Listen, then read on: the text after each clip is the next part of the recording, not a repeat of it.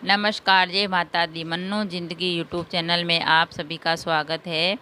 तो फ्रेंड्स, हम जानेंगे ऐसा ज्ञान जहर के समान है, जाने गीता के अनमोल विचार से। तो कैसा ज्ञान है वो जहर के समान है। तो गीता के कुछ विचार है, अनमोल विचार है, उनके माध्यम से हम जानते हैं कि मनुष्य को कौन सा ज्ञान है जो जहर के समान होता है। श्रीमद् भागवत गीता में भगवान कृष्ण ने उपदेशों का वर्णन किया है और गीता के ये उपदेश श्री कृष्ण ने महाभारत युद्ध में अर्जुन को दिए थे। गीता में दिए उपदेश आज भी उतने ही मनुष्य जीवन के लिए उपयोगी हैं। जो भी मनुष्य इनों अपने जीवन के लिए उनको सही राह दिखाते हैं। ये जो गीता के अनमोल विचार है वह मनुष्य को जीवन जीने की सही राह दिखाते हैं। तो वह कौन से हैं? ऐसे ऐसे ऐसा ज्ञान है जो जहर के समान है। गीता की बातों को जीवन में अपनाने से हर व्यक्ति की खूब तरक्की मिलती है और उसको अपने जीवन को अच्छे से निर्वाह करना होता है। गीता एकमात्र ऐसा ग्रंथ है जो मानव को जीने का ढंग सिखाता है। गीता जीवन में धर्म, कर्म और प्रेम का पाठ पढ़ाती है। श्रीमद् भागवत गीता का ज्ञान मानव जीवन और जीवन के बाद दोनों के लिए उपयोगी होता है। मानव का जो अभी जीवन चल रहा है उसके लिए और जीवन के बाद भी दोनों के लिए भी उपयोगी होता है। गीता संपूर्ण जीवन दर्शन है और इसका अनुसरण करने वाला व्यक्ति सर्वश्रेष्ठ होता है। गीता का पाठ करने वाला, गीता का ज्ञान प्राप्त करने वाला जो व्यक्ति होता है वह सर्वश्रेष्ठ होता है। गीता के अनमोल वचन। गीता में लिखा है, अगर ज्ञान के बाद घमंड का जन्म होता है तो वह ज्ञान जहर के समान है। वही अगर ज्ञान के बाद नम्रता का जन्म होता है तो वह ज्ञान अमृत की तरह है। तो कौन सा ज्ञान है?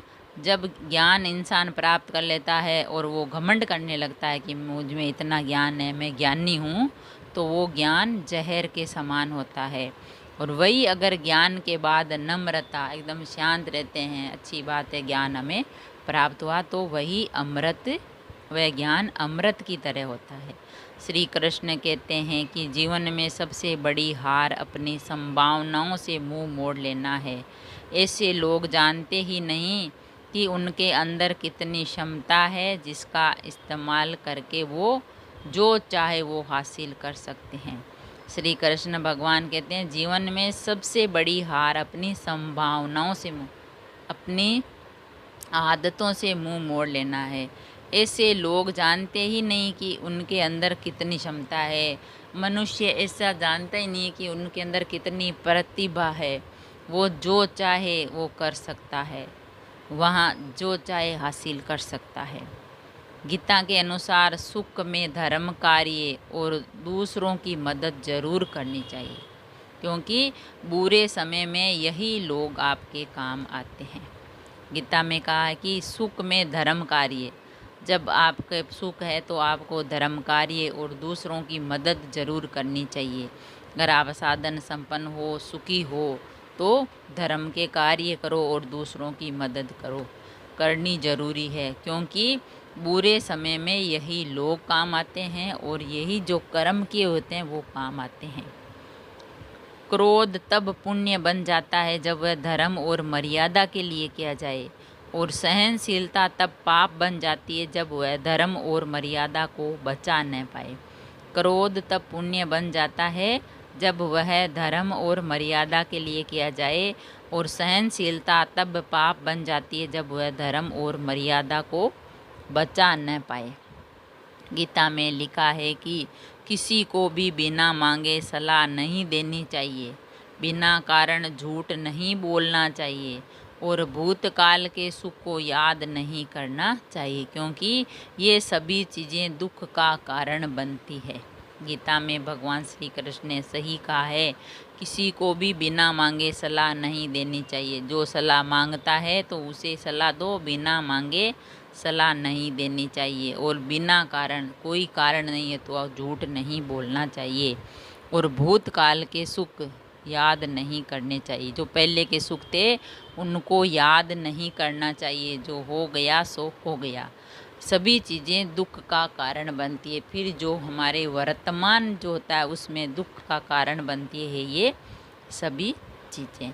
गीता में कहा गया कि अच्छे के साथ अच्छे बने पर बुरे के साथ बुरे नहीं।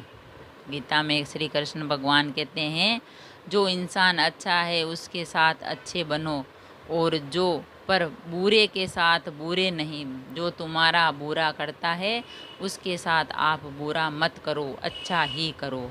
तो बुरे के साथ बुरा नहीं, क्योंकि हीरे से हीरा तो तराशा जा सकता है, लेकिन कीचड़ से कीचड़ साफ नहीं किया जा सकता। तो कृष्ण भगवान ने बोला है कि अच्छे के साथ अच्छे बनो पर बुरे के साथ बुरे नहीं। बुरे के साथ भी अच्छे ही बनो, क्योंकि हीरे से हीरा तो तराशा जा सकता है, लेकिन कीचड़ से कीचड़ साफ नहीं किया जा सकता है, वो और ज़्यादा कीचड़ होता है। इसीलिए जो आपके साथ बुरा करता है उसके साथ आप कुछ ना करें। अपने आप भगवान उसकी सुन लेंगे, उसे सज़ा दे देंगे। श्री कृष्ण कहते हैं कर्म वो फसल है जिसे मनुष्य को हर हाल में खुद ही काटना पड़ता है। इसीलिए हमेशा अच्छे बीज बोएं ताकि उसकी फसल अच्छी हो। तो कृष्ण भगवान कहते हैं कि कर्म वो फसल है, मनुष्य का कर्म है, तो ऐसी फसल है जिसे मनुष्य को हर हाल में खुद को ही काटना पड़ता है।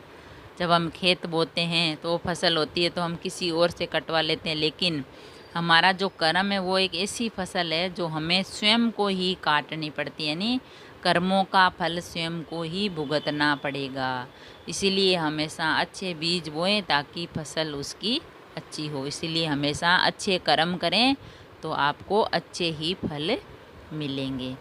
तो फ्रेंड्स, हमने जाना ऐसा ज्ञान जहर के समान है। गीता के अनमोल विचारों से हमने ज्ञान की प्राप्ति की कि हमें किस प्रकार का ज्ञान ग्रहण करना चाहिए, तो हमारे जीवन का जो है संहार होता है, मोक्ष की प्राप्ति होती है और भगवान विष्णु कृष्ण की प्राप्ति होती है। अगर वीडियो अच्छा लगा तो लाइक और शेयर ज़रूर करें। ऐसे ही और वीडियो देखने के लिए, सुनने के लिए, जानने के लिए चैनल को सब्सक्राइब करें। थैंक यू, धन्यवाद।